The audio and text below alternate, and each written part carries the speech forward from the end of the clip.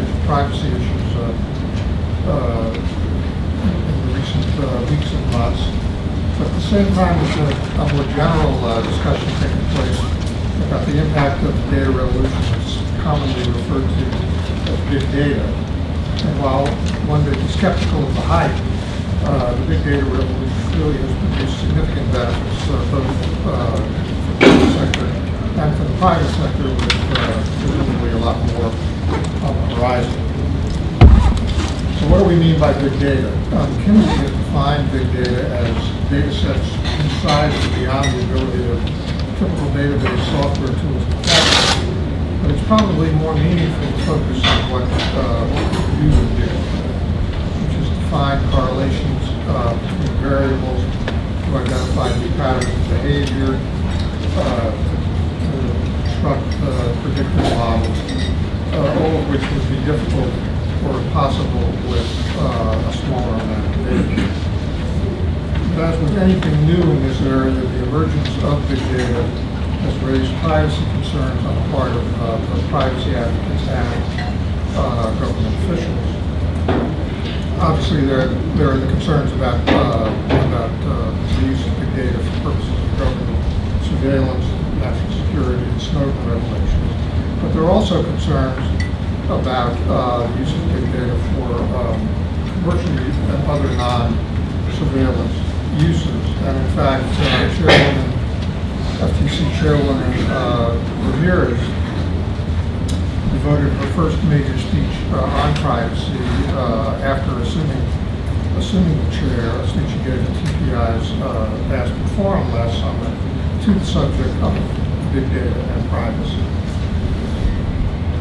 We have a great program this morning. We're extremely pleased and honored to have Congresswoman Marsha Blackburn give the opening talk. Congresswoman Blackburn is a leading voice on privacy issues in Congress, virtually since the issue started being discussed. She's been representing the 7th District of Tennessee since 2003. She's also currently the Vice Chair of the Energy and Commerce Committee and the co-chair of the House's Privacy Task Force. So it'll be a pleasure to welcome Congresswoman Blackburn here today.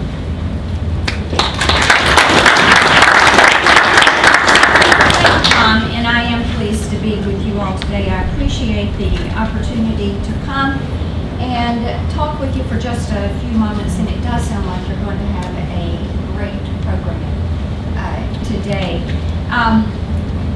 What you're dealing with technology changes so fast, moves so quickly, that government is uniquely unfit to try to control it.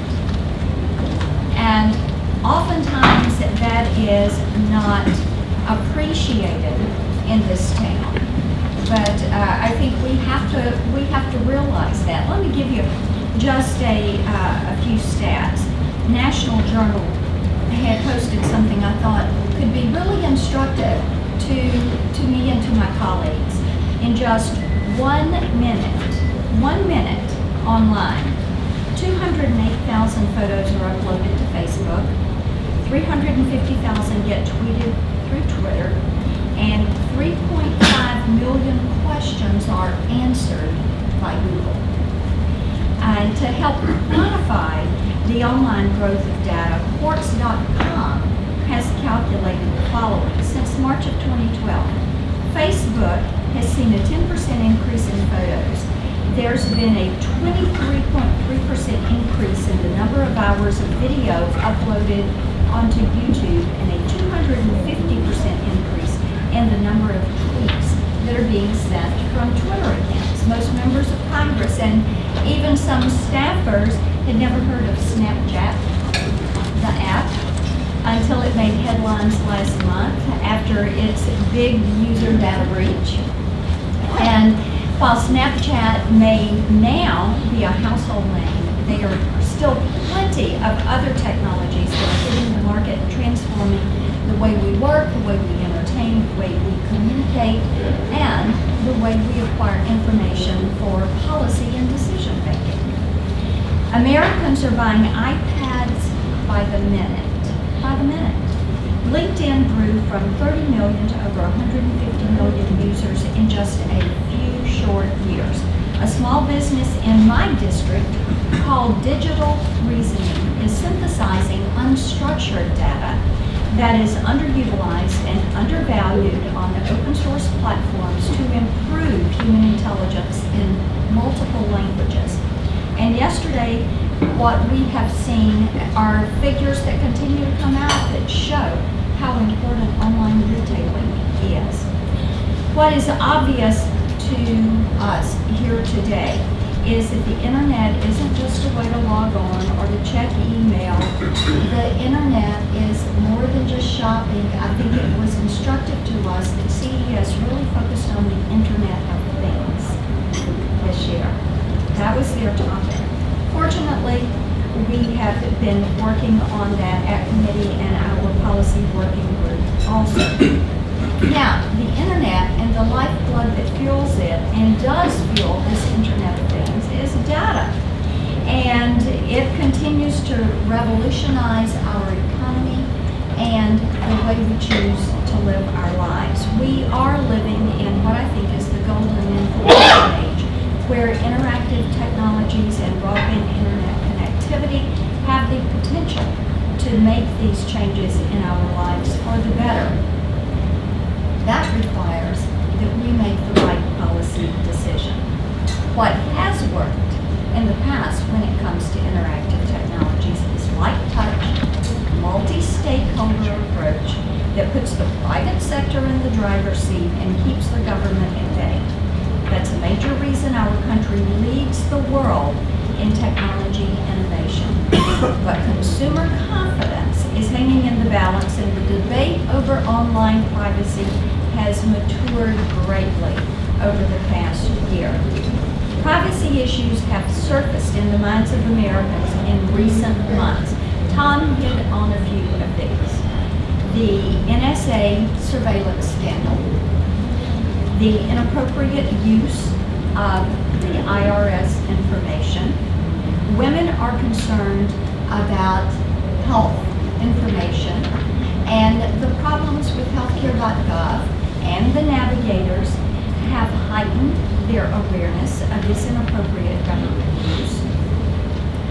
You have the targeting of those conservative groups from the IRS, which we're continuing to hear about today. You have the data breaches from major retailers, the data breach from Snapchat that heighten their awareness of the potential for privacy invasions, not only on them, but on their children.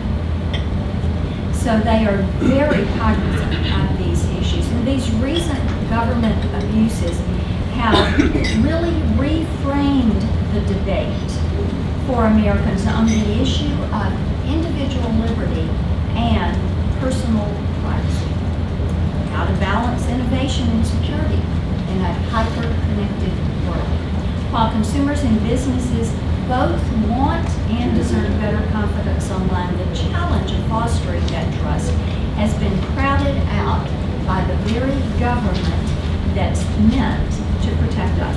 Instead of having an honest debate about the value of data that fuels our information economy, how to appropriately safeguard that data, and engaging in conversations about what collection and retention standards should be, the government has distracted itself with its own missteps. I think it's also why the White House Privacy Bill of Rights hasn't gotten any traction. It's because the federal government is not leading by example.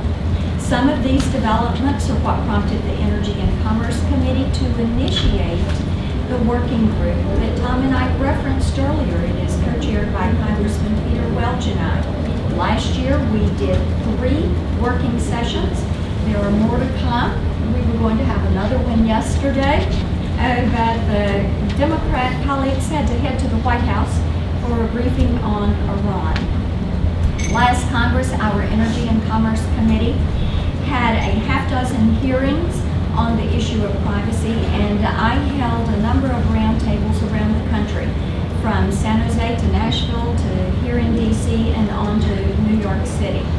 The purpose of our collective efforts is to educate our members and staff and consumers on the rules that exist and work with the industry, explore with them how to look at giving individuals the toolbox that they need to protect the virtual you, to protect themselves online. Here are some highlights of what we have learned through this process. First, the United States is leading the data-driven economy, and this remains an incredible growth opportunity for businesses large and small, for consumers, and for our nation. A recent data-driven Marketing Institute Value of Data study showed the marketing economy at a $1.56 billion in revenue to the U.S. economy and fueled 675,000 jobs in 2012 alone. The growth is astounding. 70% of a value of data depends on the ability of firms to exchange data, and the biggest winners are small businesses launching innovative publications and services that are fueled by advertising revenue. I loved the announcements that came from AT&T last week. What we are seeing is the data-driven economy is made in America, and it is a major U.S. export. We want to make certain we keep this made in America. We are a friendly place for innovators. We need to be careful and not to hamstring these thriving innovations. And I can assure you, from the healthcare innovators that live in my district, I hear about this every single day. We want to make certain this is a made in America economic sector. Second, I have always supported and will continue to encourage private industry to do a better job of self-regulating, voluntary standards, best practices, and educating consumers on how they use the toolbox to protect themselves online. This is essential, and I assure you, this is the best route to take, not only in the short term, but in the long term. Giving better notice, consent, and transparency to consumers is the best way to stop big government from forcing its way into the business of creating layers of red tape and a multitude of unintended consequences. A multi-stakeholder process allows for everyone to have an opportunity to forge a consensus-based policy that's driven from the bottom up rather than a one-size-fits-all, mandate-heavy, it's imposed from the top down sort of process. The industry should be taking the lead in this. Private industry should be pushed to do better because they can do better. For anyone who has seen Microsoft's Don't Get Scroogled ads on TV, it's easy to see how taking the issue of consumer privacy seriously is very good for business. Good digital standards and data stewardship is becoming a prerequisite for businesses in our hyper-competitive online world. It's important that private industry reinforce to consumers how privacy is a competitive feature, much like price, quality, service. Transparency and education are vital to this process. Third, our analysis of new privacy regulations needs to consider our current inventory. The current regulatory structure where the FTC enforces its Section 5 authority against businesses engaging in unfair or deceptive practices has served us well.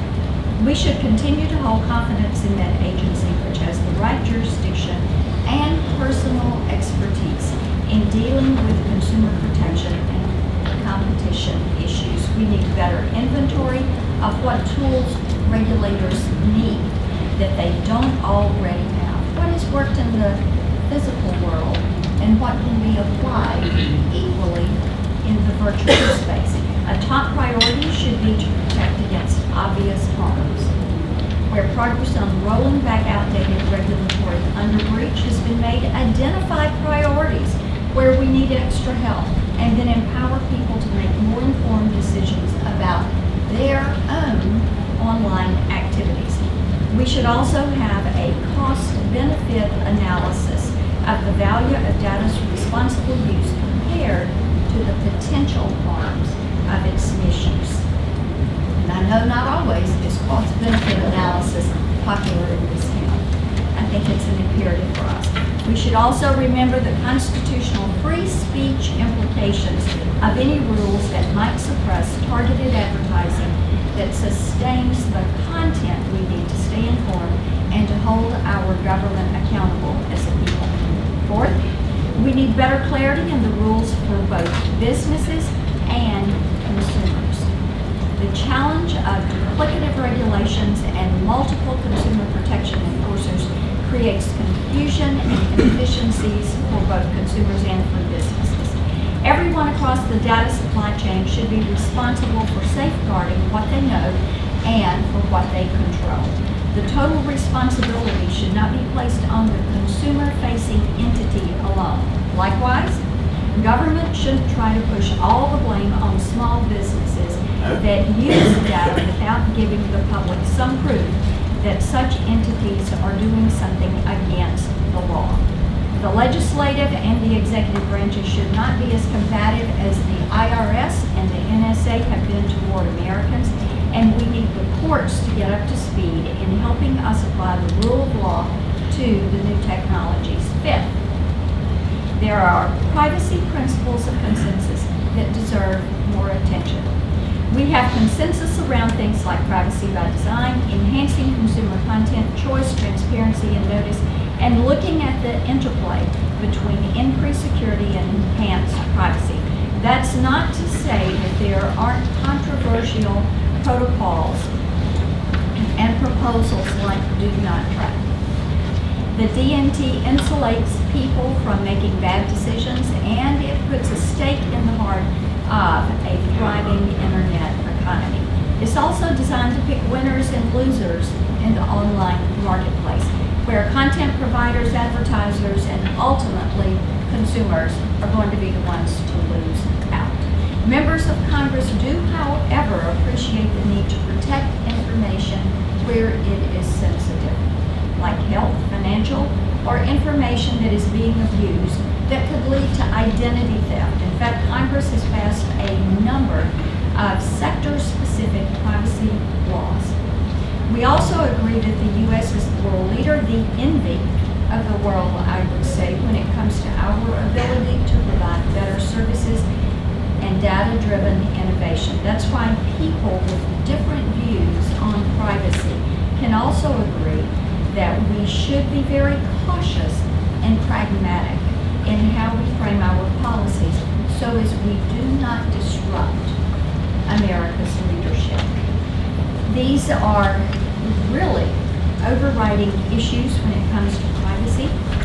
These are issues that are not going to go away at any point soon. At our second privacy group meeting, we got into an introduction to the Internet of Things. And as I said, I was pleased that CES had the same titling for their conference. That truly is what it is. And what the future of connectivity, cloud storage, M2M communications will mean for society as computing potential and new applications are adopted across industries.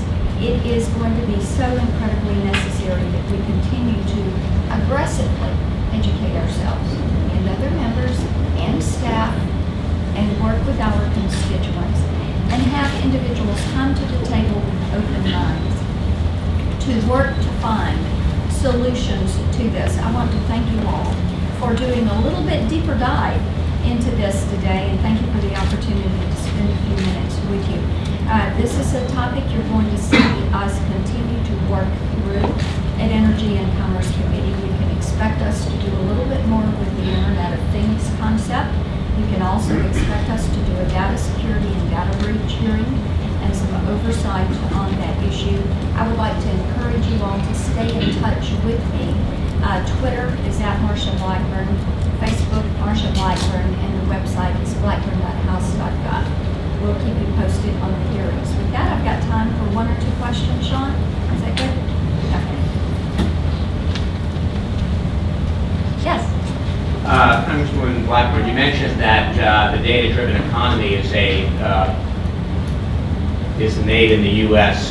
phenomenon, and we know that the European Union is part of the free trade talks now underway. The TTIP, Transatlantic Trade and Investment Partnership, appears to be resisting the notion of using the opportunity to expand cross-border data flows, e-commerce, and is perhaps arguably imposing restrictions on U.S.-based internet companies.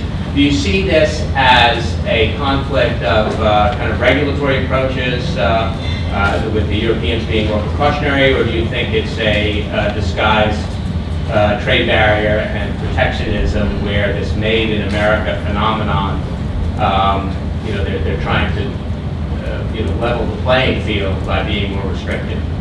A couple of things. We are aware that it's there, and Congressman Welch and I actually discussed this yesterday and talked about doing a little bit more work on that issue and talk with some of the others that are involved in this process. So you can expect to see us do that a bit. We would hope that it's not a trade barrier, but we are certainly aware that there is maybe a little bit of jealousy, if you will, for the encouragement to innovate. Here, people like the opportunity, and I will speak to it in reference to what we have in Nashville, because I think we have the most astounding creative community there. And what you see in our community, with the Silicon Valley of healthcare, you've got a lot of guys that worked in entertainment platforms early on as we move from analog to digital delivery and the expansion of broadband. And now they are taking some of those platforms and they're working in the financial service sector, which is the dominant there. Of course, the healthcare sector. They have moved into health information technologies. There is a very aggressive health component with the apps that are there. And there is that encouragement to cross-pollinate, if you will. I think that as I meet innovators from around the world that are coming into our area, I know that they're doing that around the country because they like that creative community. They like the fact that here you are encouraged to innovate. You may fail today, but tomorrow you might get it right. And when you have that synergy of innovation, you have teams that can work together to solve some of the problems that we have. Maybe one more question. Yes. Thank you very much. I'm Mike Zanis from the Interactive Advertising Bureau. It's great to see you, Congressman, again. I want to thank you for your leadership here, and Tom and you guys for putting on this important event. One of the things you've done is really lead from the front on privacy and educating the industry, educating consumers.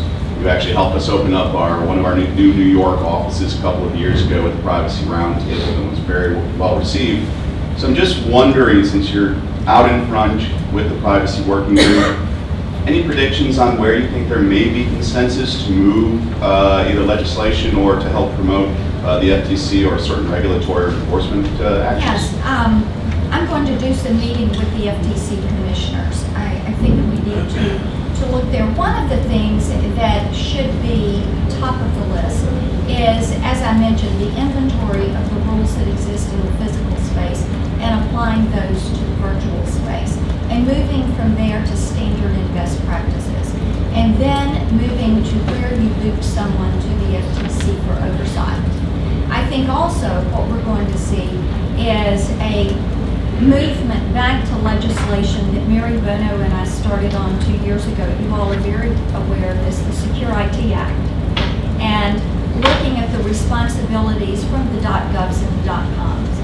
And one of the things we know, while we have passed some sector-specific legislation in the House, in order to deal with privacy holistically, you're going to have rules of the road for the entire federal government. I likened it the other day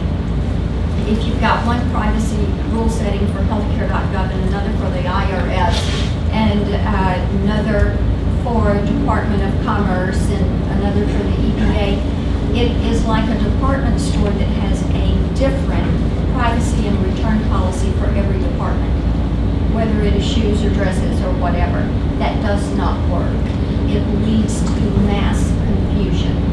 And what we are going to have to do is agree on where these provisions should be placed, what they should be, what that minimum standard should be, and what would be considered a bad actor. It is going to be that we need to involve not only the government entities, but as we move to the .coms, the providers, the ISPs, make certain that we have those that are involved in the retail sector as a part of this. I talked with someone the other day, and we're doing something in the near future with our online retailers, our brick and mortar and our brick and click retailers in Tennessee, to work with them on some of the data security, data mining, privacy features, and I look forward to expanding that, working with our colleagues. Yeah. Thank you, Tom. Thank you so much.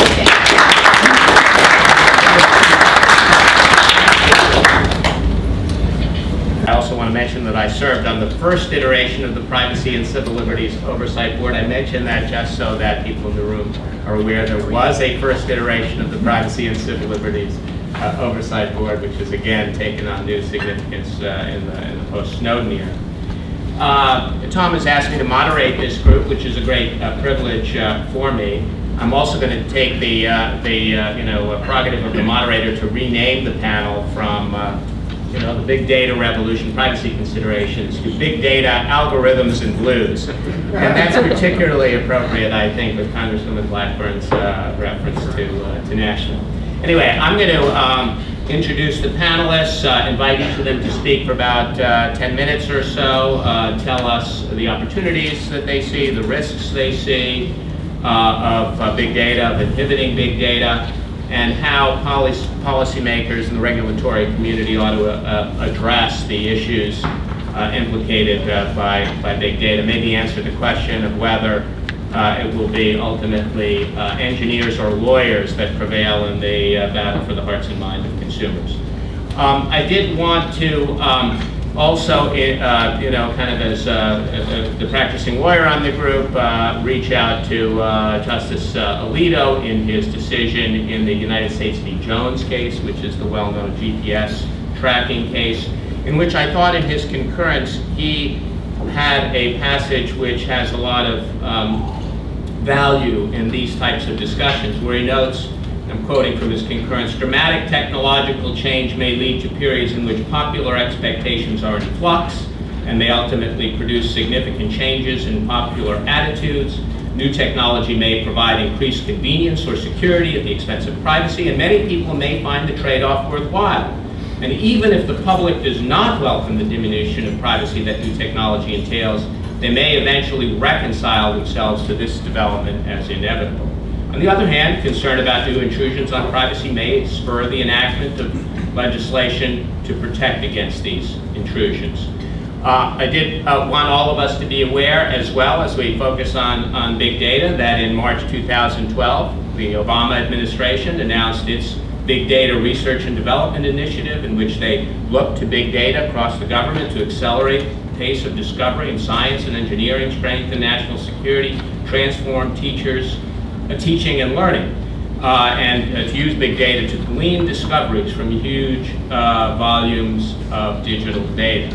So the administration, like business, like organizations everywhere, see the immense value. We'll note that FTC Chairwoman Ramirez at the Technology Policy Institute's event in Aspen, at the major speech Tom referenced, spoke of the FTC as being the lifeguard on big data, but the lifeguard without spoiling anybody's fun at the beach. And I note that Commissioner Oldhausen, whom we'll hear from later, said at the CES recently that she thinks the Commission ought to approach these issues with regulatory humility. Well, our panel here is, I can promise that it's extremely highly knowledgeable and sophisticated, and they've promised me that they're going to be highly provocative. I'll go through the introductions, and then we'll turn it over to Tom for his views. So Tom Lenard is President and Senior Fellow of the Technology Policy Institute. He's the author and co-author of numerous books and articles on telecommunications, privacy, commerce, and other regulatory issues. His publications include a work called Net Neutrality or Net Neutering, of course very timely with yesterday's DC Circuit decision. He's written on privacy and commercial use of personal information. Of course, prior to joining Technology Policy Institute, he was acting president, senior vice president for research, and senior fellow at the Progress and Freedom Foundation. He served in senior economics positions at the Office of Management and Budget and Federal Trade Commission and other positions. He holds a PhD in economics from Brown University and is a graduate of the University of Wisconsin. Adam Thier is a senior research fellow with the Technology Policy Program at the Mercatus Center at George Mason University. He specializes in technology, media, internet, and free speech policies with a particular focus on online child safety and digital privacy. He's authored or edited 7 books on topics involving media regulation and child safety and the role of federalism in high technology markets. He served on several distinguished online safety task forces, including Harvard Law School's Internet Safety Technical Task Force, and has advised the American Legislative Exchange Council's Communication and Technology Task Force. He was previously the president of the Progress and Freedom Foundation, director of the Telecommunications Study at the Cato Institute, and a senior fellow at the Heritage Foundation. He received his MA in International Business Management and Trade Theory at the University of Maryland, and his BA in Journalism and Political Philosophy from Indiana University. Catherine Tucker is Mark Hyman Jr. Career Development Professor and Associate Professor of Marketing at MIT. It's an MIT heavy panel, as well as an OMB heavy panel, by the way. Just for the record, I want to say I was also there at one point. Her research interests lie in how technology allows firms to use digital data to improve their operations in marketing and the challenges this poses for regulations designed to promote innovation. She has particular expertise in online advertising, digital health, social media, and electronic privacy. She received an NSF Career Award for her work on digital privacy and a Garfield Award for her work on electronic medical records. She is Associate Editor at Management Science and a Research Associate at the National Bureau of Economic Research. She has received the Jameson Prize for Excellence in Teaching, as well as being voted Teacher of the Year at MIT Sloan. She has a PhD in economics from Stanford University and a BA from Oxford University.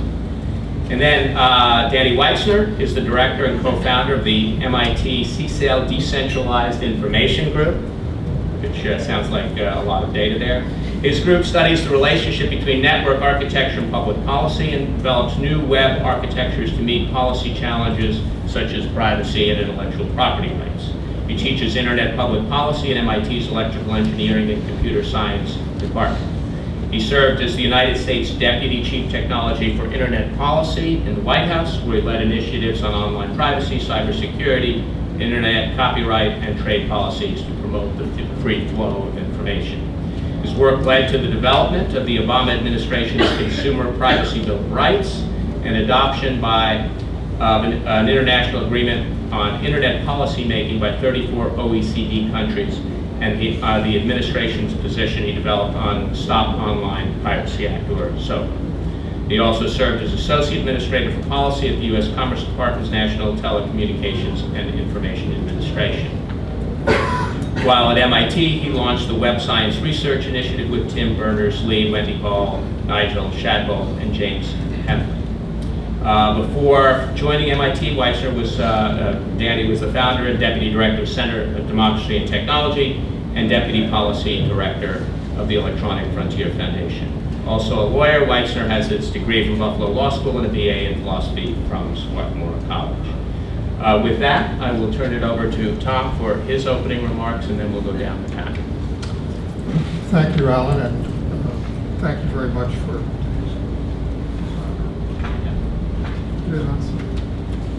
and thank you very much for agreeing to moderate this panel. I appreciate it very much.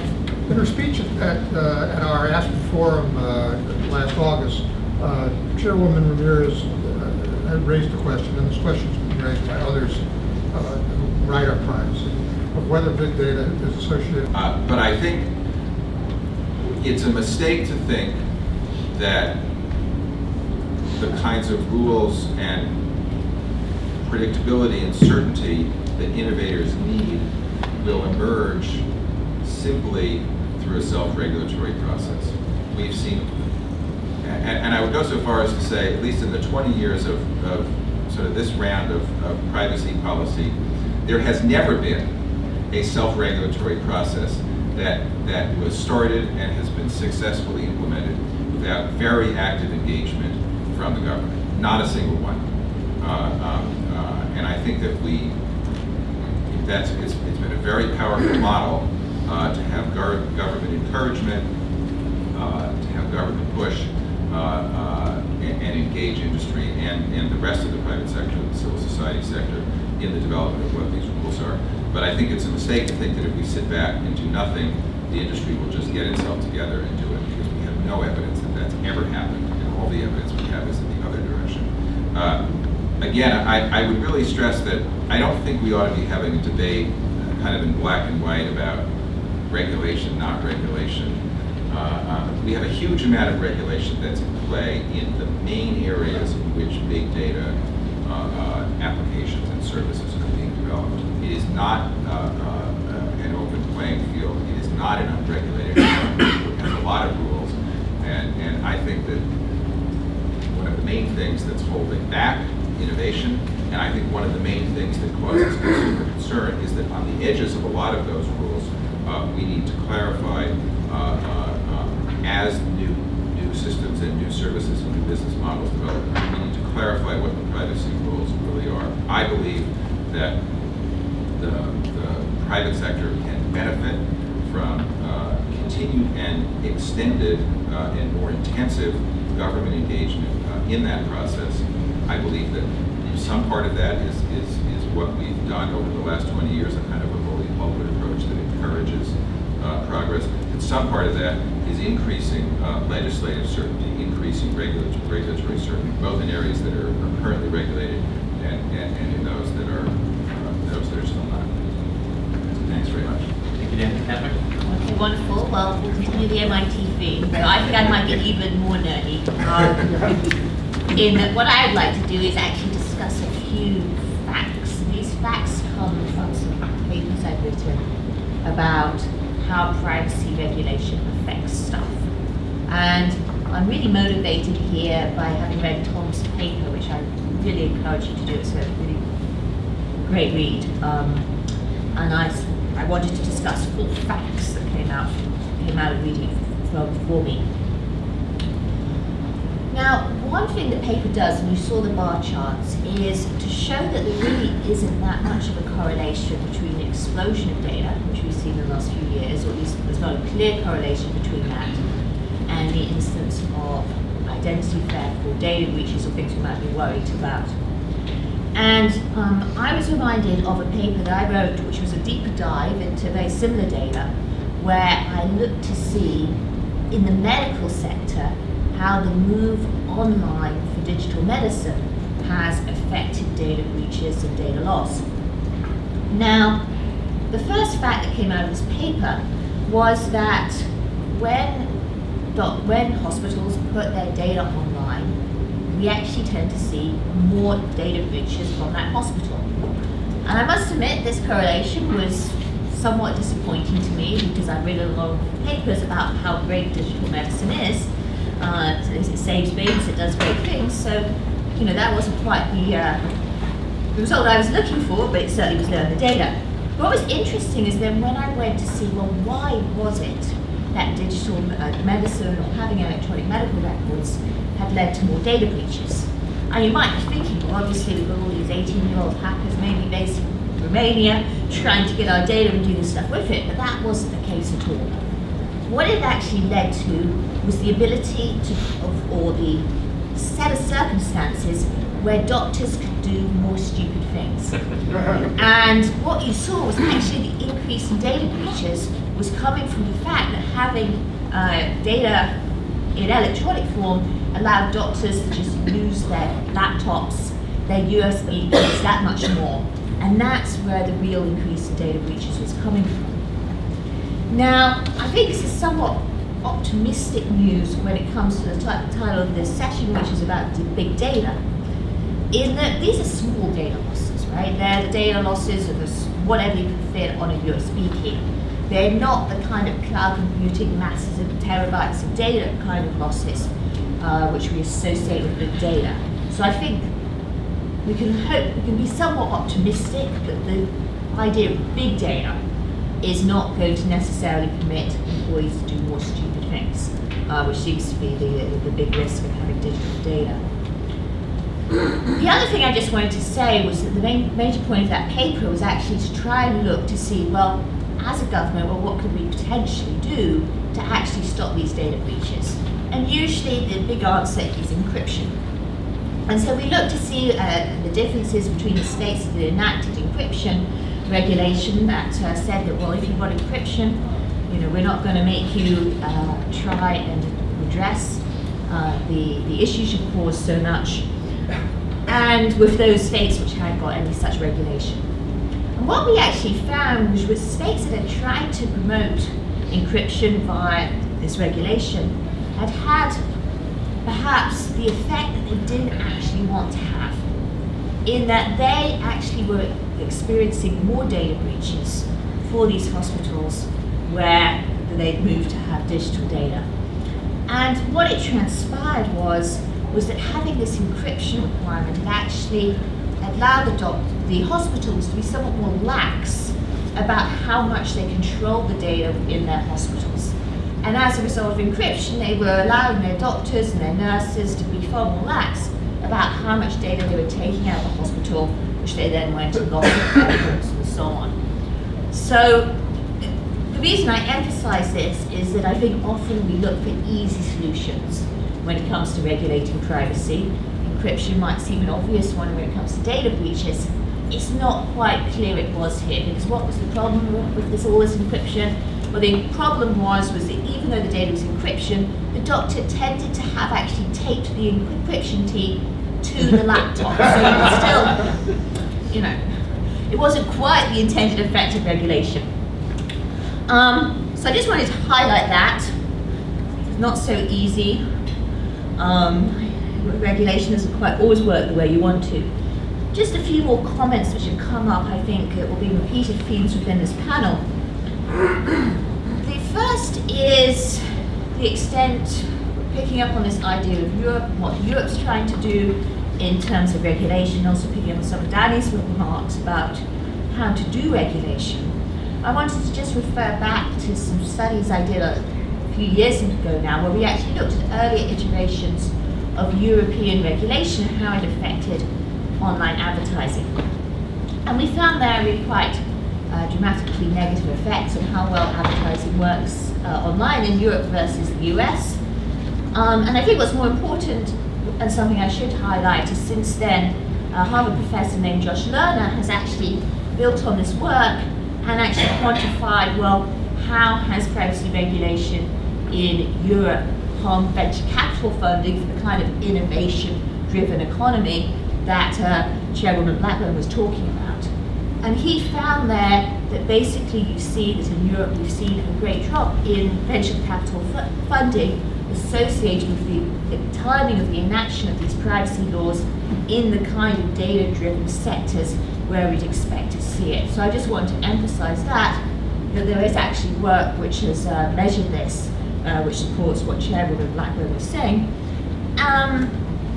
One thing I do want to highlight is I think one of the issues, especially in Europe, is that because the regulation is based on certain data principles, such as not using data without consent and ways of getting consent, which are expressed in very broad language, one thing it does engender is exactly the kind of ambiguity or lack of clarity in regulation which Danny was talking about. And that's why I certainly would err towards very specific regulation actually based on the actual harm that you can see or the harm that you're worried about, rather than going towards general principles which can just create ambiguity. So I will hand over now to Adam. Thank you. Well, thank you, Alan, and I want to thank Tom and TPI for inviting me here. I want to congratulate Tom and Paul on their excellent paper. I wholeheartedly recommend all of you read it. What I see Tom and Paul doing in that paper is sort of sketching out the sort of cost-benefit analysis that is so sorely needed in this space, in which unfortunately right now that our government is really not conducting it. In fact, very few people, even outside of government, are attempting to seriously try to quantify the benefits and costs associated with various regulatory proposals that have been pushed out over the last couple of years. Of course, that's partially because there are so many different proposals. Some of them are quite vague on the details, so on and so forth. But the good news is, to the extent that we want to try to do better benefit cost analysis, our government has an outstanding blueprint already in place for how to do so. In one of my recent law review articles, this year's been a crazy year for me. I've done 4 privacy-related law review articles.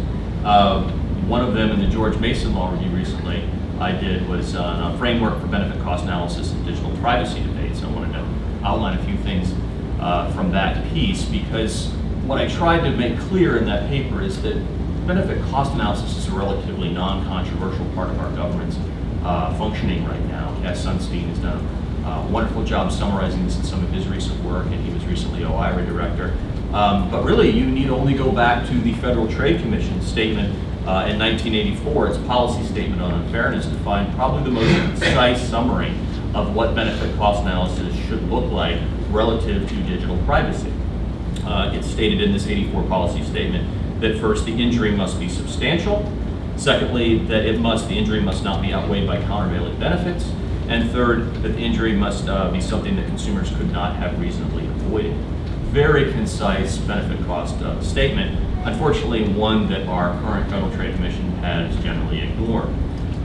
In my paper, I go through the various types of benefits and costs that could be considered but are not currently being considered. Sometimes some of the benefits are asserted without any reference to other types of benefits or to the various costs. But just to run down the list, I won't bore you with the details for all of them. Again, it's in my piece, and it's in a lot of it you'll find in Paul and Tom's paper. But the asserted benefits begin with sort of broad assertions of amorphous types of privacy-related harms or injuries. This is an extraordinarily thorny area, not really the province of economics, more of sort of sociology or philosophy, like what is a privacy harm? I liken it to an effort to try to figure out what privacy or happiness harms might be. You know, do we have a right to privacy? Some people would say yes. Do we have a right to happiness? I don't know. But here's what I do know. Trying to figure out what a privacy harm is about as easy as trying to figure out what a happiness harm is. It's really, really hard. That is really the root of why I think we have so little serious economics and cost-benefit analysis going on right now in this area, because it's not dominated by discussion of economics, but really sort of the sociology of privacy harm. But moving beyond that question of harm, here are some of the more concrete types of potential benefits of regulation that have been asserted. One of them is enhancing consumer trust. This is something we've seen in a lot of the Obama administration's reports. The idea that if we have more privacy regulations, people will be more trusting to go online and engage in certain types of activities and services. The problem there is that there's just not good data that suggests that's a problem, that consumers aren't or readily going online right now and engaging in all sorts of services. The fact that 1 billion people have signed up for Facebook has to tell us something. They seem to trust a lot of sites that are considered privacy pariahs to others. So far as it goes, the enhancing consumer trust argument, I think, is a relatively weak asserted benefit for regulatory efforts. Second, we hear the one that Danny stressed here today, which is regulatory certainty, clarity, or harmonization. There could be something to this. Businesses and consumers need certainty. There's no doubt about it. We improve markets when we have greater certainty. The problem is what kind of certainty. And if we are harmonizing in the direction of something like, say, a European-style top-down data directive, I'm not sure that's certainty we want. In fact, that's certainty we could probably live without. Because you have to then consider the costs associated with harmonizing in a direction of greater regulatory compliance costs and so on and so forth. I'll leave it at that. I'm sure Danny will want to fight. No, because it's not what I suggested. And I'm already fighting. How about that? So fourth is, I think, probably the best argument in favor of regulation, which is the problem of information asymmetry. The FTC, OIRA, and others have always pointed out that markets can sometimes suffer from information asymmetries where consumers are poorly informed about various types of business practices or other types of problems in markets. This could indeed be a problem in this marketplace, especially with the rise of big data. However, it's very important to point out that the FTC and other agencies have asserted that you can utilize other remedies to solve the information asymmetry problem. You can try to better inform consumers. It could be through various types of public service announcements. It could be through educational campaigns and transparency and awareness efforts. This is something that's been done in many, many other contexts. It could be done here. And then finally, there's sort of broad-based willingness to pay considerations that are sometimes asserted about the fact that people would be willing to pay more for privacy if we give them the option, and this could be a benefit if we gave them that option to pay for privacy. The problem is that the willingness to pay literature out there is fairly unambiguous on this point, which is that consumers will not always value privacy as a priority over other values, especially price. In fact, if there's one unambiguous result of the willingness to pay literature in the field of privacy economics, it's that price matters. Sometimes it matters to the point where you can't even get people to pay as little as a quarter to increase their privacy protections in some contexts. So anyway, that's just a quick rundown on the benefit side, but then there's the cost side. The benefit side is very, very hard because of the amorphous assertions of privacy harms and injury. But on the cost side, it's much more clear, and I'm surprised there hasn't been more work done on this front. Catherine has done some wonderful work on this issue, on this side of it, and so has Tom. But let's just divide the cost side into 4 general groupings, and I won't go into all the details. But the first would be cost to producers. They can be both direct and indirect. There's direct cost of doing business associated with complying with new types of privacy regulations. Those can be quantified. There's an indirect impact on quantity or quality of service associated with various types of privacy rules, which is particularly important in the field of information services and the provision of information and content and media. Advertising and data collection are what fuels the digital economy. If you essentially impose a tax on them in the form of new privacy regulations, it could therefore affect the ability of those producers to produce as much of that quality and content as they currently do. Second of all, there's the group of sort of general cost to consumers. They could be reflected in the fact that as the cost to businesses is raised and quality and quantity is affected, that affects consumers. Right now, most online services are free of charge to consumers.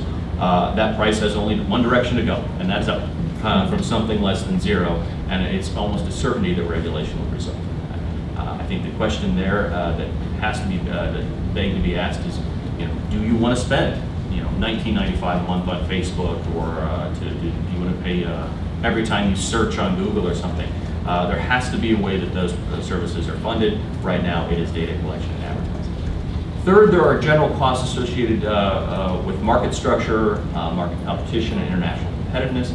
I won't go into all of those. I would just reference some of Catherine's excellent work on that. She mentioned the Josh Lerner study. There's no doubt about it. Privacy regulation would be extremely, the kind of privacy regulations that have been discussed in recent years would be extraordinarily costly for small mom and pop type providers of digital services. We should think about what that means to market structure and the choices that consumers have at their disposal. And then there's a fourth and more amorphous group of costs I'll just call other constitutional considerations or values. These are not easy to quantify. In fact, they're impossible to quantify when it comes to something like the First Amendment free speech. But there's no doubt that regulation could have a cost on the provision of speech and how various people are able to report information or facts. We would see that in a very direct and clear and ugly way, I think, if something like the European-style right to be forgotten was imposed, or the idea here more domestically of an eraser button, a mandatory eraser button. That would clearly have a cost in terms of sacrificed freedom of speech. It's just this trade-off that sometimes is ignored in the field of privacy policy with free speech issues. So in conclusion, I'll just say that we go back to the third part of the FTC test, which is that the injury must be something that consumers could not have reasonably avoided. And you then get into the question that is raised in benefit cost analysis about, are there alternatives to regulation?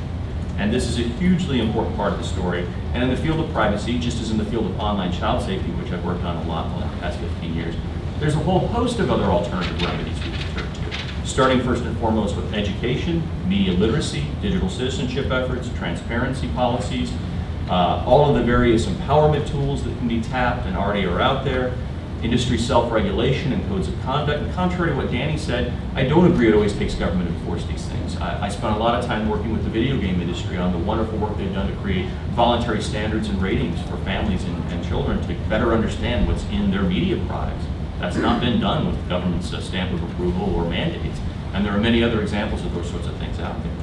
And then I finally, I haven't given up on the idea of contracting around data, and maybe the idea that things like privacy contracts and data vaults and things like this might offer some hope for those who are really sensitive about their privacy, maybe finding intermediaries to help them manage their data better or to better protect it, and then to maybe even monetize it. It's going to be very difficult. A lot of people consider that a pipe dream. I haven't given up on it entirely.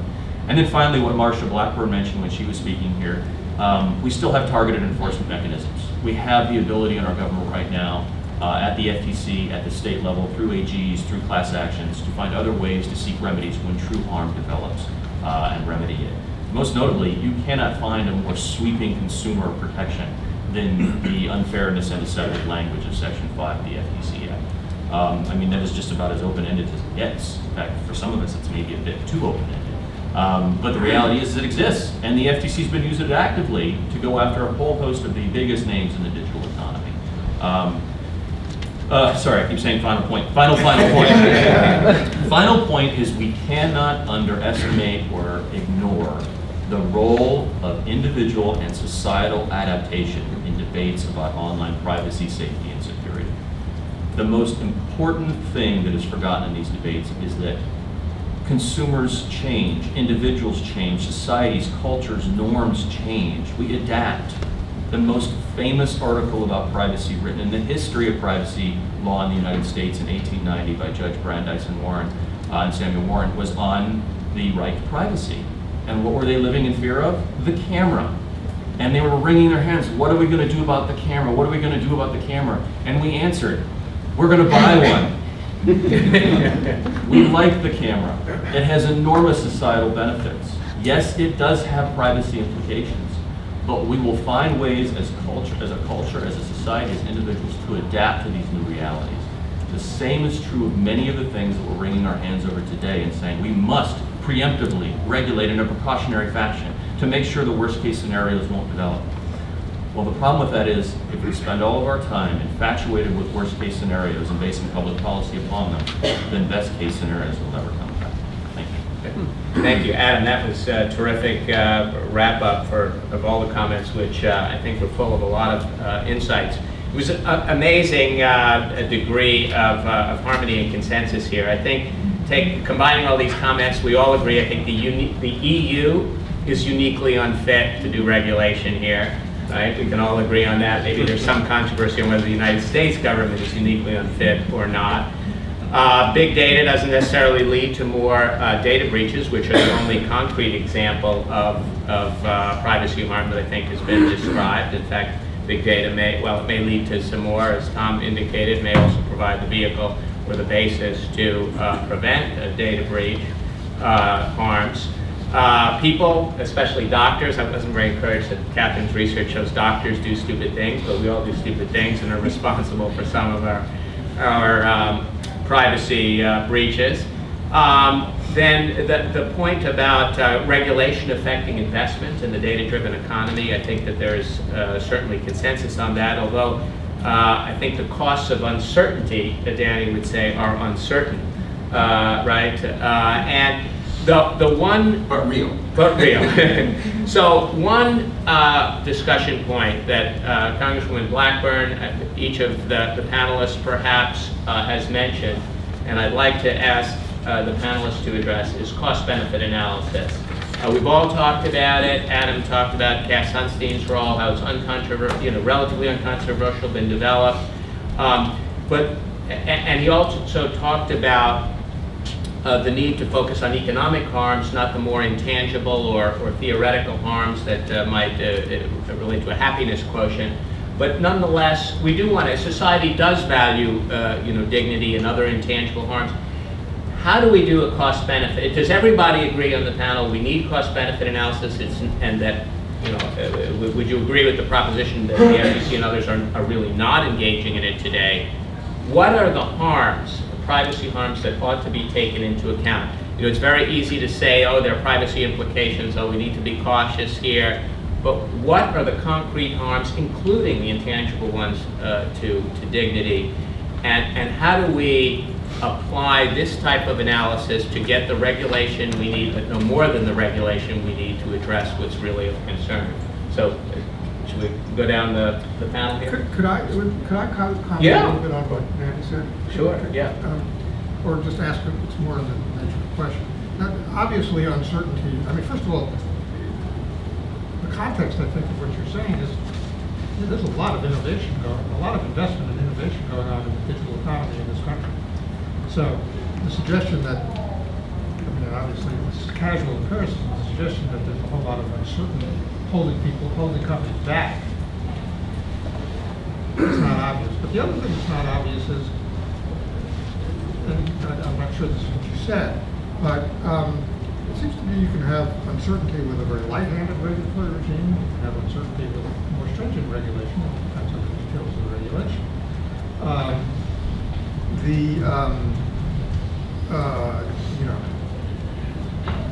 Arguably, perhaps what the FTC is doing in terms of incrementally expanding its reach is creating the uncertainty, perhaps. But if you look at the continuum of less regulation versus more regulation, and its effects on innovation. And, I mean, it seems to me you were suggesting we need some sort of more concrete regulation to eliminate the uncertainty. And if you look at the continuum of less regulation versus more regulation, the only empirical work we have on it, I think, is the stuff that Catherine has done comparing the U.S. to Europe, which suggests that the more stringent regulation, it's not obvious to me that the European regulatory regime leads to more certainty, but it has an adverse effect on it. Extrapolating from her results, it has an adverse effect on innovation. So I think there are a lot of questions here. There's a set of questions about how one would do a cost-benefit analysis, and what costs, in other words, what harms you would consider. I'll just say that where my attention is these days is on areas of real uncertainty that I see innovators facing. I don't pretend to have a quantification of this. Obviously, we have an incredibly successful information economy. I think we have that because of the unique nature of the U.S. approach to privacy.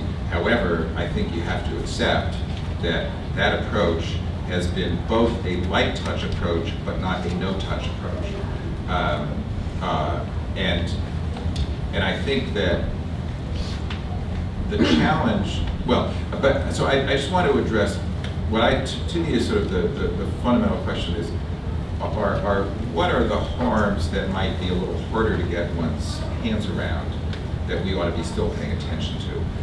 No question, we could look at areas like credit reporting and say, yeah, of course, if there's poor information leading to financial decisions about consumers, there's a real loss. That's kind of a settled question. I will point out, I don't believe anyone did a cost-benefit analysis of the Fair Credit Reporting Act. I believe if you did it today, it would be obviously vital. And I think it's obviously an incredibly good deal for the economy. But I don't know you could have done it in 1970. I'm not sure you could have done a cost-benefit analysis of the digital advertising environment in 1998 to figure out exactly what the rules should have been. I frankly think a lot of this is a bit of an economist's pipe dream. Sorry to say, since you're almost all economists. But I think it is nevertheless absolutely right to focus on what harms should we be worried about. We obviously don't want to go and just have a parade of horribles and legislate against all of them. But I will come back to the fact that I see, for example, just in my work, in the world that Catherine and I are in the world of education, there are huge debates about what you can actually do with the student information that's collected on a whole variety of mechanisms. I think what is happening is there will be a gradual process of everyone trying to sort that out. And I think that's good. I don't think that we ought to, tear up FERPA and rewrite it based on what we think today are, the particular online harms. But what is at stake there is if we end up underusing the data, we'll have an underperforming education system. If we end up overusing the data, or if we have uncertainty about how the data is going to be used, I think there's a real risk that students' learning behavior will change in a negative way. On MIT's MOOC today, I can find out, almost every keyword that my students type, and whether my students do their homework early or late, and have they watched the whole online video or not, how many times did they repeat, and there are people in the online education world who are very seriously thinking about analysis of student behavior online as essentially a substitute for a transcript.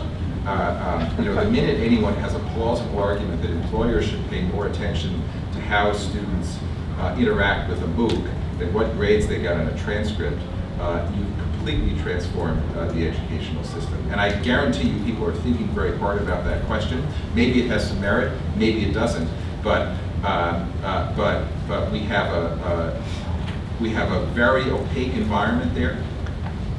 We have no clarity about what the rules are there, and I think that we want to allow a certain amount of experimentation, but I think we also really want to make sure that we have in mind larger constitutional concerns about people's, about chilling people's freedom of association, chilling people's access to knowledge, chilling people's students' ability to take advantage of the educational system. And I guess my message in all of these areas that again are on the edges, where the question is not no regulation or EU regulation. I just think that's I think that's too facile a debate to have, because I think we actually all largely agree. I think Europe is going to do what Europe is going to do. I don't know that it's our business to tell them how to run their society. They have values that they have, but we can all agree it's not appropriate to the U.S. environment. But to pose that as the only alternative, I think is to really underplay the very, very serious questions we have about the fact that we can know so much more about individuals, and we can use that data in a whole variety of ways. Sometimes, in some cases, I think it is, as Chairman Blackburn said, we've got to just make sure that we're clear about how we're applying existing laws to these new contexts. I think that may take care of a significant chunk of the questions, but I also think that innovators have both uncertainty and kind of perspectives and attention spans that are not necessarily very well tuned to addressing these kinds of issues. And I actually do think there has been an ongoing role, a constructive role that the U.S. government has played to make sure that the marketplace pays attention to these longer term, admittedly sometimes hard to quantify harms. And I think what we've done in the past has been pretty successful. The question is, how do we continue that? So brief comment on the hard to quantify. I just would say one thing. I don't think, I didn't intend to say the only choice is between what we do and what Europe does, but I did intend to say that, those are the two regimes that were available to study, and, studied it. And so I think we can learn a lot from that study without saying that study just is comparing Europe, which nobody wants anyway. I mean, it's comparing, it has a lot to teach us, even if... I think it teaches us about what happened in Europe. I actually, with all respect, I don't know what it actually teaches us about what to do, affirmatively what to do in the U.S. We already don't, we allow behavioral advertising. I think Catholic studies shows that was a good idea.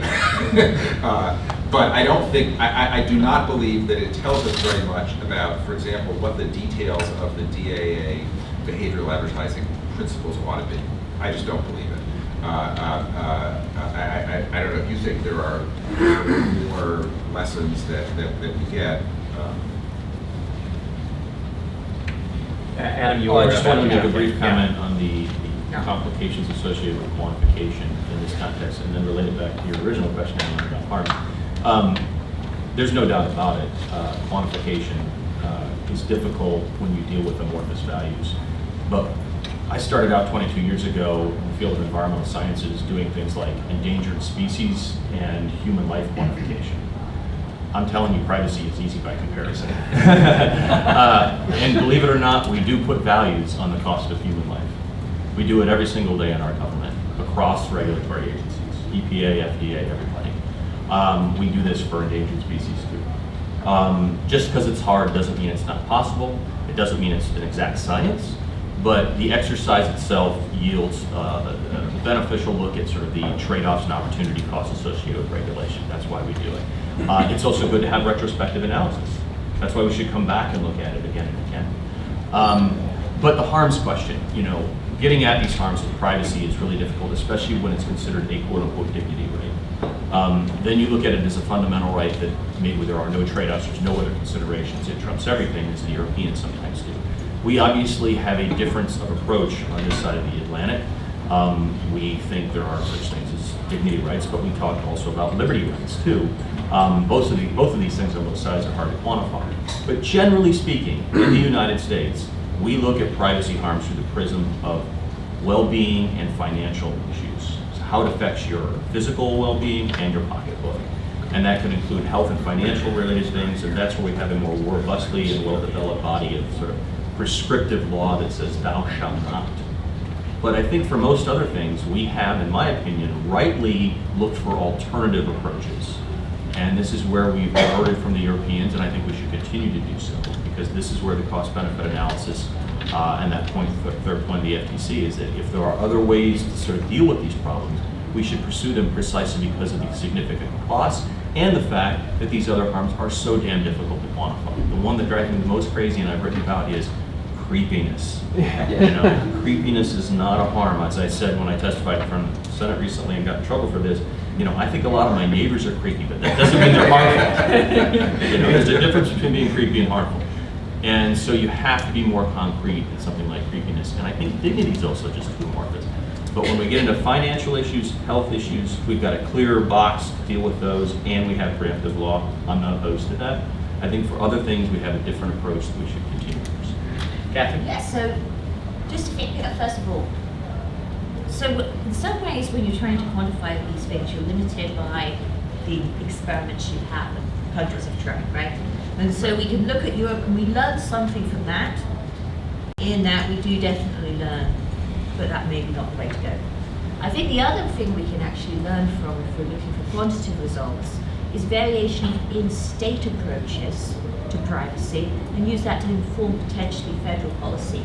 And so, for example, if you're looking for more data on what kind of laws to enact, I have a new paper where we actually look at genetic privacy regulation, and its effect on whether or not ladies decide to be tested for the kind of gene, which means that you're likely to get breast cancer, maybe you should have a double mastectomy. And there we use that as sort of natural experiment, study to see what privacy regimes might be attractive. And we find there that there are very big negative effects from having a very consent-based approach. But on the other hand, a state like Alaska, which has experimented with explicit property rights over that genetic testing data, we actually see women being encouraged to have these kind of tests. And so I would argue, yes, we can learn, I think it's an easy criticism to make that the EU is an extreme case study, but even within the US, there's still experiments where we can actually learn stuff in terms of approaches. And so I think I want to be a little bit more cautious perhaps than you on that point. In a moment, I'll open it up to the floor for questions, but let me pose another issue here that we didn't really talk about, but which is much in the literature as well as in the speeches by the Chairwoman Ramirez of the Federal Trade Commission and others, which is the obligation under current privacy thinking to provide notice and consumer choice, which seems particularly inapt in big data analytics, and the use of repurposing data for uses beyond that for which it was originally collected, which is one of the great values that people see in big data. Does the panel agree that the notice choice paradigm for big data doesn't really work, and that maybe we're not talking about personal information in a classic sense anyway? And is the alternative model of transparency of decision making some kind of due process rights where decisions are made about individuals in a kind of automated way? What do you think about those as alternative paradigms for looking at how to make people comfortable with big data uses, whether it's creepy or not, but rather as an alternative, some explanation of what the analytics are, what the relevant decision-making factors are, and so on. Thoughts on that? Well, I think I kind of indicated in my talk in the paper that I think those steps are problematic in the world of big data. Particularly, I don't know exactly what you would say in the notice that would be meaningful to the consumer. And it's obviously problematic to limit data for the uses for which it was originally collected. I think it's another thing that's problematic is making it difficult to put together data sets, to share data. And even transparency. I mean, I know there's a lot of talk about transparency, about being able to go in there and look at your data and correct it. I mean, there's a lot of issues with that too. I mean, first of all, there's the administrative issues, but then there are issues. I think you should start out with the fact that the people who spend a lot of money putting together these data sets and doing the analytics on it have an incentive to make it as accurate as possible. I mean, that's what gives the data value. Okay. Now, obviously, it's not going to be perfectly accurate. Now, if it's used for individual decisions, then basically what it's used to do is to solve an information asymmetry, as in credit issues, insurance issues, job issues. The individual always has more information about him or herself than the person you're dealing with. The first thing is that an individual may have an incentive to take out information that's damaging, whether it's accurate or not, or insert information that's positive. So that's a. With the Fair Credit Reporting Act paradigm, that if you've been denied credit or an employment decision Right. based on a report, that you have a right to know that, and if you want, if you want to contest it, you can contest it. It's so institutionalized in the credit area, and I guess it works well. But I don't know, a prospective employer can do all sorts of searching around for information. I know if I'm considering hiring somebody, I try to search around for all the information I can get. I call their references. I'm not required to tell somebody, well, yeah, that reference actually didn't say such great things. So, Alan, to your question, from a notice of choice, the world of big data is straining notice of choice fairly significantly, but the world of the Internet of Things is going to break it. And we are going to, over the next 5 years, move to a world of use-based restrictions on very specific activities that we just say, thou shalt not do this. I mean, the best example is something like wearable technologies like Google Glass. It's impossible to do notice of choice in that context. I mean, unless you're going to have to force the person wearing the Google Glass to walk down the street saying, do you consent, do you consent, do you consent, do you consent? That just doesn't work. Or maybe wear a big sign that says you are being filmed or something. This just doesn't work. But what we can do is say, if you take your Google Glass into, say, a locker room and film somebody in a state of undress, that's a problem. we're going to have something that says you shouldn't do that. We already have peeping Tom. So you want clear rules there? Well, I think there has to be some rules on where physical well-being or financial or health-related stuff is implicated. We do need to have some clear rules because the harms are more identifiable. So it's like $5 per locker room photo. You can maybe have a contracting model there, right? But also norms govern that, right? I mean, We're norms just govern about at uses. our end point here, and Commissioner Olhouse is going to make remarks next. So Danny, Catherine, any closing Just thoughts? very quickly, I absolutely agree with Adam that notice and the traditional notice and choice models are under huge pressure.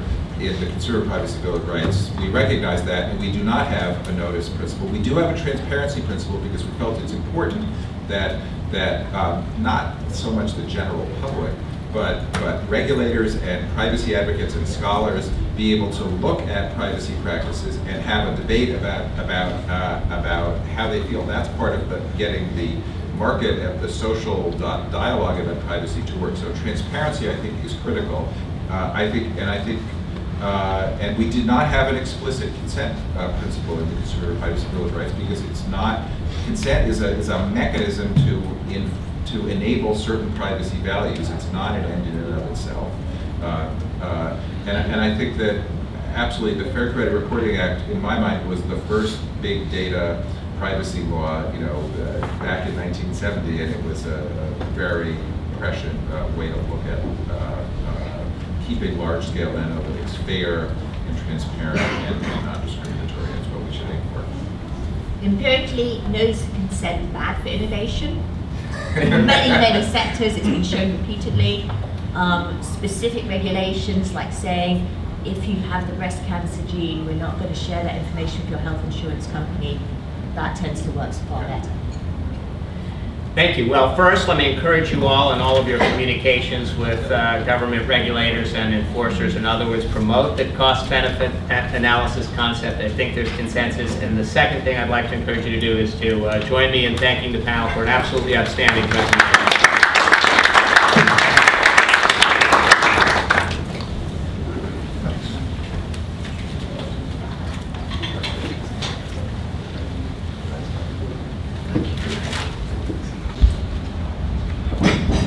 It is a real pleasure to have FTC Commissioner Rubin here to wrap up this conference.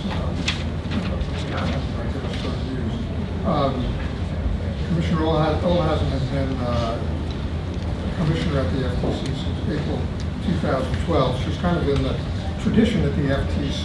I'm not sure other agencies have done this, where some of the strongest commissioners have actually spent a lot of time at the agency in staff positions, and has served them very well when they went to be commissioner. She served at the FTC for 11 years in staff positions, ending up as director of the Office of Policy Planning for 4 years from 2004 to 2008. And she has been very, very active and a leader in privacy issues since she's been on the commission and before, and it's a real pleasure to have her here today.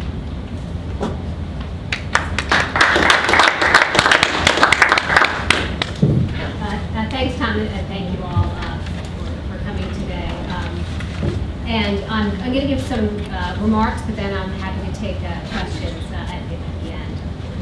So I'm delighted to give closing remarks after such an insightful discussion about the implications of big data for privacy, which is an issue that's been on my mind a lot lately. And I don't think it's a surprise to anyone here in this audience that since its early days in the 1990s, web-based e-commerce has grown with astounding velocity and driven in large part by the remarkable expansion of computing power. And this same power has allowed industry to collect and process and use vast amounts of consumer data. And this consumer data serves both as a currency supporting the web's platform economics and as an input to improving online products and services. And as we move into the era of the Internet of Everything, or the Internet of Things, broad passive data collection across a universe of devices promises additional benefits to consumers, as I'm sure you all discussed here today, such as convenience and efficiency and the kind of peace of mind that can come with things like smart home or biometric monitoring and telemedicine. But the ease with which companies can collect and aggregate and use personal information also raises concerns about privacy. And at the Federal Trade Commission, we've responded to these concerns with active enforcement and extensive policy work and robust industry guidance. And looking ahead, I'd like to identify 3 principles that I think should guide our work in this area. And I should also say that today my remarks are just my own and don't necessarily represent the views of the Commission and other commissioners. So first, as with all dynamic markets, we must approach these new technologies with what I like to call regulatory humility. So the internet has been the most successful communications platform in history and has already generated tremendous consumer welfare. And it has thrived largely because market participants have enjoyed wide latitude to experiment with new technology-driven business models, allowing the market to decide which of those models should succeed or fail. And this is the right approach. Dynamic markets need nuanced and intelligent enforcement-based governance. And I believe that the best approach for government is to set out clear and simple rules derived from commonly accepted behavioral norms that are focused on advancing consumer welfare, and then to enforce those rules consistently and fairly. Ultimately, our work as an agency should help the market provide beneficial outcomes in response to consumer demand, rather than trying to dictate desired outcomes to the market. Thus, in this area of big data, we have a duty to educate ourselves and others about the technology underlying its rise, to understand its potential effects on consumers and the marketplace, and to carefully identify benefits and likely harms. In this vein, I'm happy that the FTC recently held a workshop on the Internet of Things and explored both the potential benefits and risks to consumers in this new environment. Now, in addition to our duty to be well informed, as harms arise, we should address those harms as best possible under existing laws. And I believe that our competition and consumer protection laws, particularly the FTC Act, and related rules and precedent, have thus far done a pretty good job of handling the privacy implications arising from the collection and use of consumer data. Our instinct should not be immediately to reimagine these laws or to pass additional narrow purpose-built laws, as this legislative and regulatory proliferation can have numerous unintended consequences. It can sow doctrinal confusion, it can create jurisdictional conflict, or it can burden vibrant markets with more red tape. So as non-controversial as this proposition sounds to me, it has led me to disagree with some other observers on several issues. So let me give you an example that I'm not sure has been discussed yet today. So some enforcers have proposed that we expand the scope of the competition laws to encompass the possible impact of online data collection on individual privacy.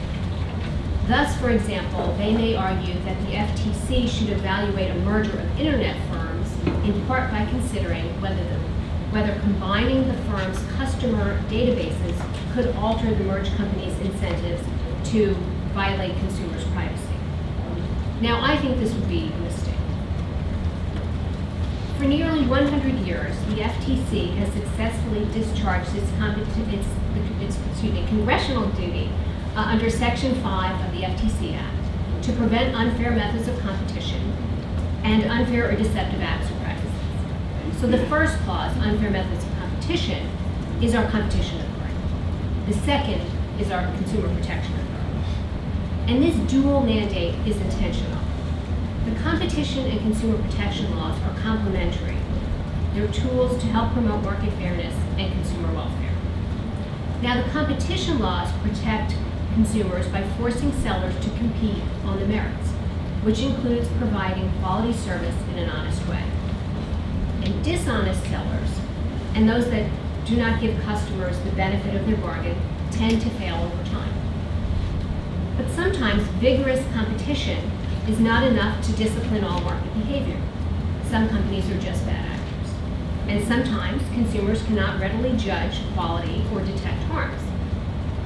And that's where the consumer protection laws come in. They address consumer harm that is not prevented or alleviated by competition.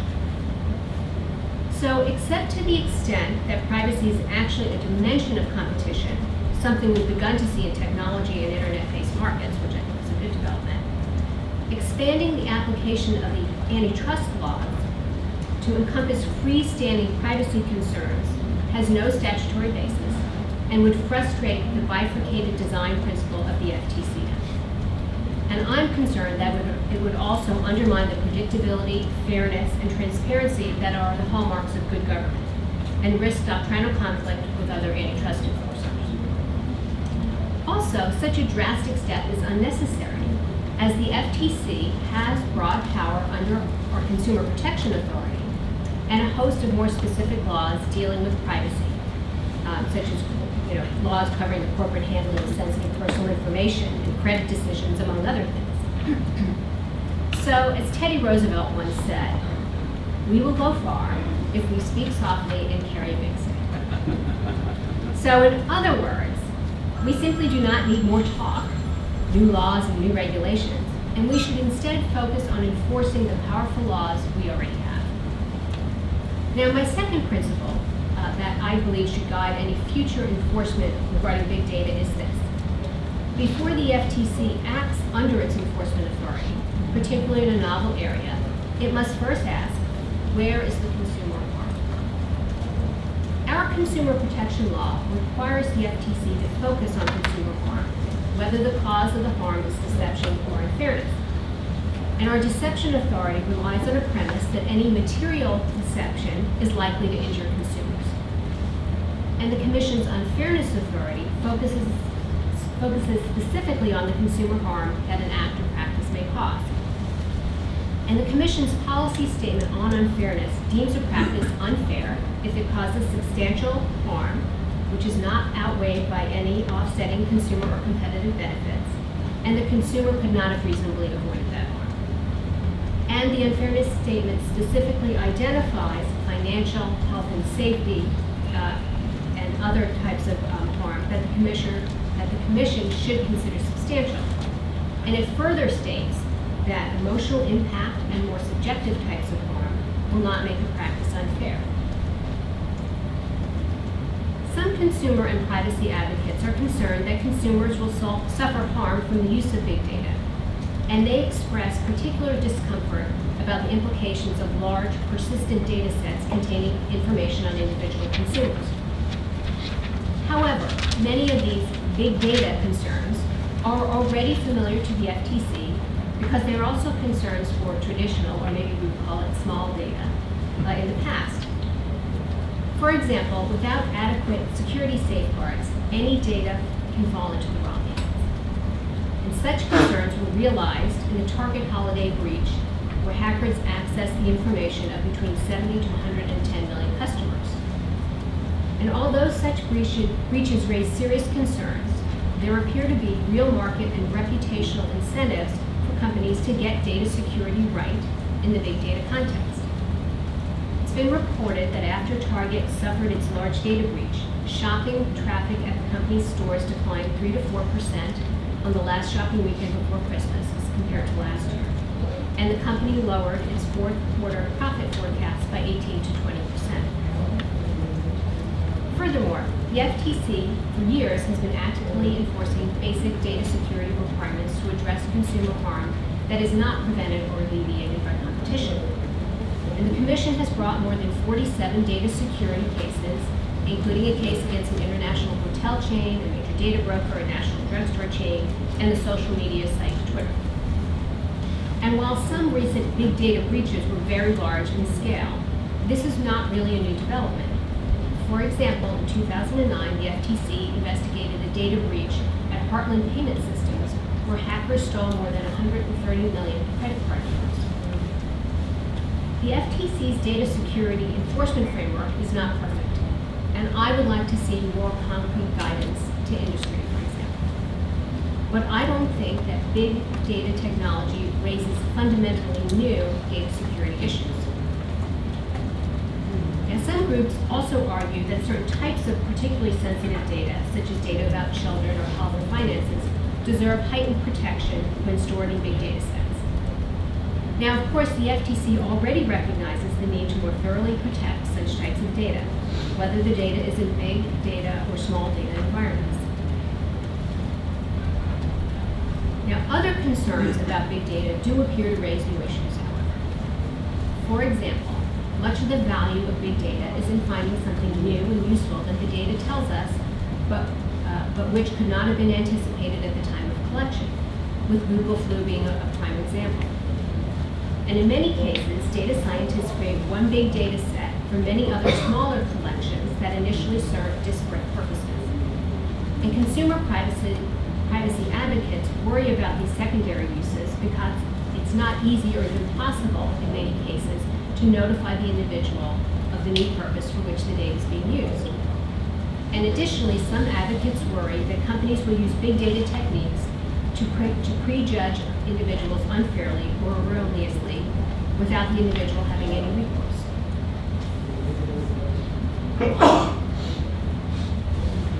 My hands are dry and I can't. Problem of giving a speech in the room. So some policymakers would have us regulate the assembly of big data sets to prevent any potential consumer harm. But I believe this is the wrong approach for two reasons. First, it's impractical. And second, it could destabilize the platform economics of the internet and diminish the tremendous consumer benefits that may be just over the horizon. And we know that big data promises, and indeed already offers, many benefits to consumers. So Tom and Paul in their paper refer to Google Flu as the poster child for big data. So let's start there. So Google Flu aggregates and analyzes user searches of certain key terms such as flu or cough medicine to identify outbreaks of influenza, and does so weeks faster than the Center for Disease Control. As an already commonplace example, other examples, Amazon and eBay and other many online merchants use big data operations to generate customized consumer recommendations. And big data today is used to aggregate millions of GPS signals to predict commute times, to identify potential causes of disease, and to detect and prevent credit card fraud. In fact, I started using Waze fairly often on my commute in, and every day it takes me a different route, and it's really kind of been a very helpful tool to me. But that is aggregating large amounts of data about individuals. And of course, I did but many new uses are emerging, particularly because consumers are no longer data points simply to be researched. Today's consumers are themselves producers and consumers of big data. So going back to the Waze example, that users are putting in that data and then getting the benefits back. So whether they're posting billions of cat photos on Facebook, or using things like price predictors to make travel plans, or joining the self-quantification movement by wearing Fitbit Force or using a Whiting's bathroom scale. And although it's always dangerous to predict the future, there remain many business, social, health, and other issues that could be better understood and addressed through the powerful insights possible from big data techniques. And I do think that the future seems bright for big data and for the consumers who will benefit. So instead of preemptively regulating to prevent as yet unknown harms, I believe the FTC can address emerging big data concerns by focusing more on the improper use of consumer data, as opposed to the collection of that data. So this third principle that I'll put forward relates closely to the second, because in almost every substantive area of privacy protections, the harm to consumers comes from the improper use of their data. So let me discuss a quick example to illustrate what I mean when I say that consumer harm generally has its origins in data use and not in data collection. So in September, the FTC settled a case against TrendNet, which sold its internet-connected secure view cameras for a variety of purposes, ranging from home security to baby monitoring. And although the company claimed that the cameras were secure, they'd actually had faulty software that allowed unfettered online viewing by anyone with the camera's internet address. And as a result, hackers posted live feeds of over 700 consumers showing things like babies asleep in their cribs and kids playing in their homes. So the FTC found that TrendNet's practices were both deceptive and unfair. So the consumer harm in this case, which was unauthorized surveillance in the home, wasn't a result of the collection of the video itself. Indeed, the consumers wanted the cameras to collect that video. The harm was in how third parties misused that video by posting it to the public internet where others could see it. So TrendNet's misrepresentations that its security protocols were adequate to protect consumers also harmed consumers by depriving them of the benefit of their bargain. And although the market may have dealt with TrendNet's failure to protect its consumers' privacy in the long term, the threat of immediate economic or even physical harm to consumers from the misuse of their data justified application of the consumer protection laws left here to fill the gaps left by the market's general disciplining effect. So that's what I mean when I say that consumer harm is nearly always the result of the improper use of consumer data. Now, there may be appropriate exceptions to this principle, however. And as most of you likely know, Congress passed the Children's Online Privacy Protection Act in 1998, and it empowers the FTC to set rules protecting children from the collection of personal information online, unless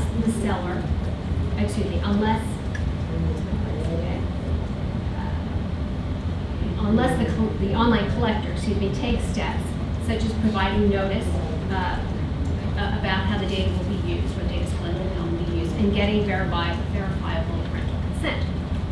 Now, in passing COPPA, Congress determined that children were so vulnerable that websites should be prohibited from collecting information about them without parental consent, without regard to the use, and with no evaluation of consumer harm. So COPPA demonstrates that for certain vulnerable people, Congress may determine that it's permissible to restrict collection. And as a society, we have also determined that under the Fourth Amendment, government search and seizure of information is generally subject to strict collection limits. And this is another special case. And I probably don't need to point this out to this crowd, but sometimes I do. One that is far outside the FTC's jurisdiction. So sometimes I get questions about what we can do, what the FTC should be doing about government data collection. It's a very interesting topic, and it gets drawn into a lot of these debates, but it's not something the FTC can address directly. And I address it briefly, only because, as I said, I frequently get questions on this. So within the FTC's jurisdiction, however, other than COPPA, the FTC ought to focus its enforcement attention on data use, since that's where the harms occur. So furthermore, it's generally appropriate as a policy matter for the FTC to prohibit preemptively the collection, it's generally inappropriate for the FTC as a policy matter to prohibit preemptively the collection of information. So let's revisit the TrendNet example. So imagine for a moment that the FTC had somehow prohibited TrendNet and other companies from collecting video feeds in the first place. So of course, this would have prevented the harm. It would have prevented the hackers from posting home video feeds to the web. But it also would have harmed all the TrendNet and other security camera users who wish to create and monitor their own video feeds. And potentially worse, if the restriction drove home video feed companies out of business, future consumers would not even know what services they were missing. And similarly, in the context of big data, the FTC should remain vigilant for deceptive and unfair uses of big data, but should avoid preemptive action that could preclude entire future industries. So nothing that I've said today is meant to denigrate the establishment of principles guiding the collection of data. So such principles can serve as important best practices for industry standards. And so that's why I've repeatedly supported as best practices many, though not all, of the recommendations in the FTC's report on protecting consumer privacy in the era of rapid change. That report was adopted by the Commission shortly before it. So appropriate best practices for protecting privacy found in that report include privacy by design and simplified choice for businesses and consumers and greater transparency. Now, these best practices are in some tension with the trend toward big data. For example, a company that strictly limited the collection and retention of consumer data might be hindering its ability to perform big data analysis of its customers. But I believe that these best practices are flexible enough to remain useful in many, but not all, situations. And companies that embrace these practices would benefit their customers. Now, of course, best practices necessarily change with the environment, and big data may signal a significant change in the environment. So, just to sum up, big data is not just coming, it's actually here. And it has great promise, which with it brings some risks. And by focusing our enforcement actions on the use of consumer information, where that use causes otherwise unaddressed harm, I believe we will free entrepreneurs to innovate with big data tools, while simultaneously helping to ensure that consumer privacy remains protected. So thank you for having me today, and I look forward to your questions.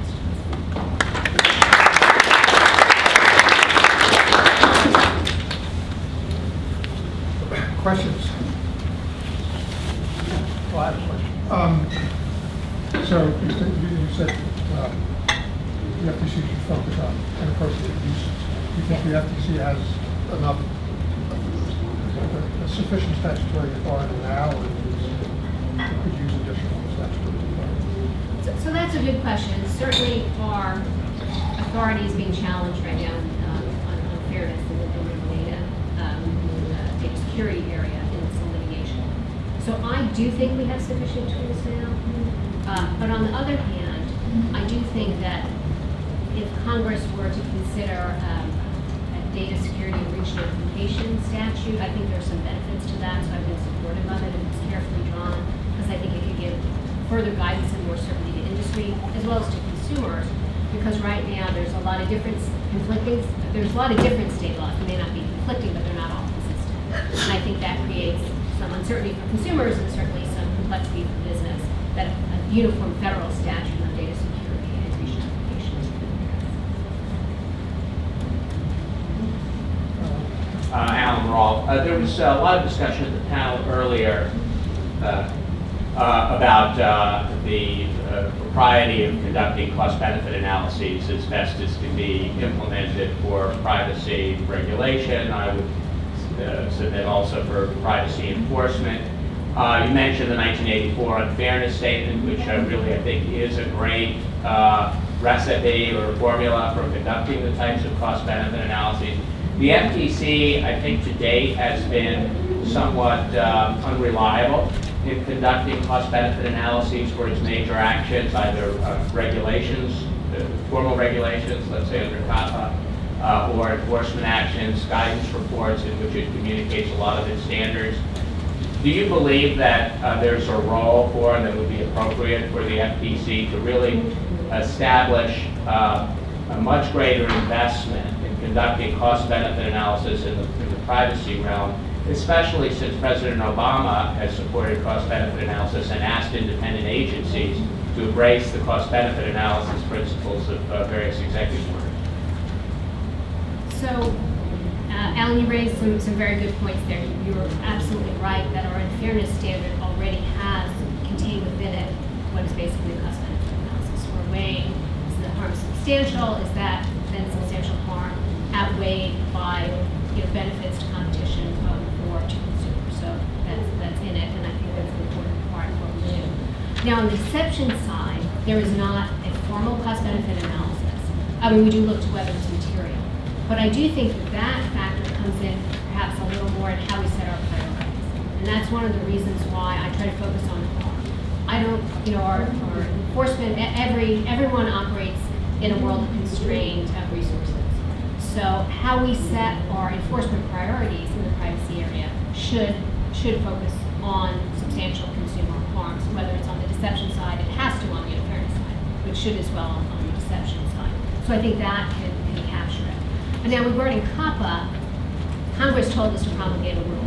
Congress made whatever cost-benefit decision Congress wanted to make on that. So, but I do think it's a useful tool, but I think it's a tool that it's more of a concept. It's an explicit tool in some cases.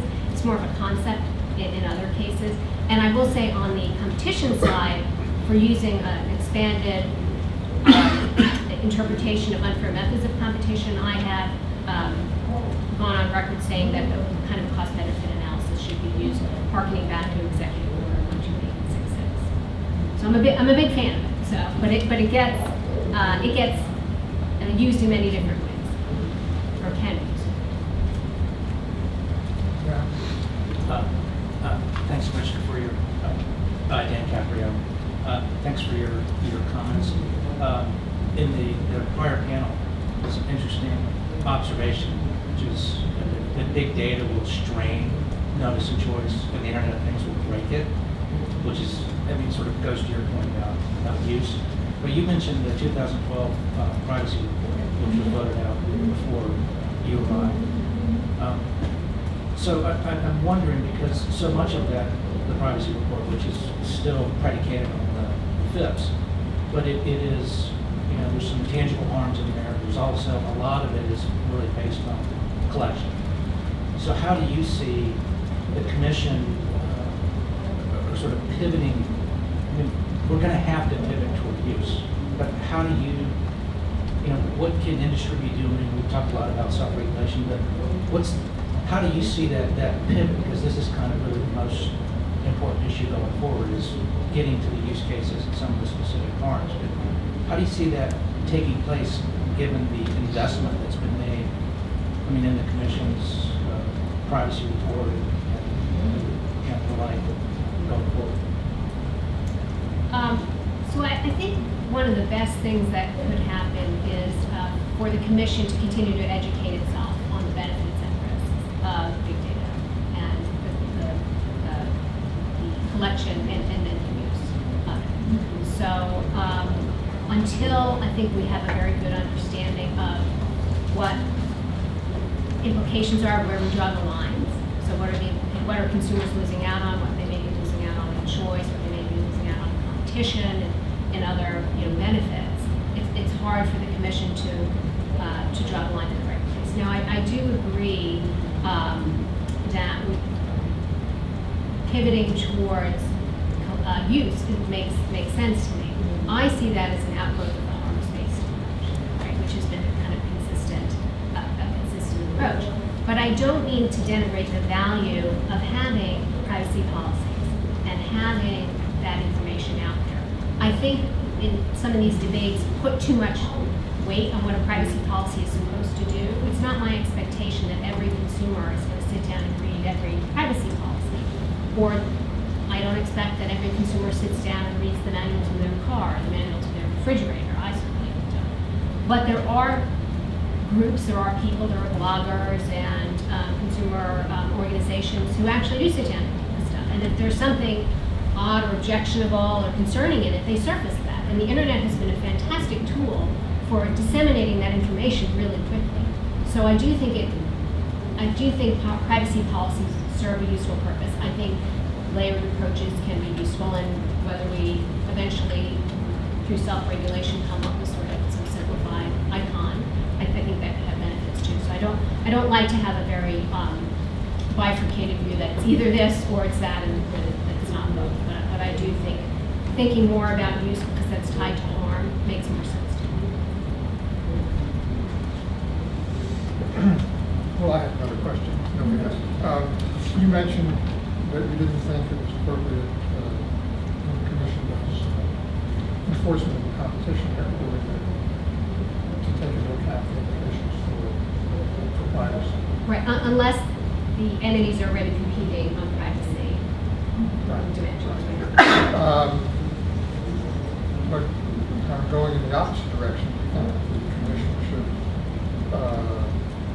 should take into account more the competitive implications of this privacy regulation. I do think it should. I've talked about that before. So I used to run the competition advocacy program at the FTC, and that really helps shape a lot of my thinking in this area. And part of that is where we draw the lines for some consumer protection rules have competition implications.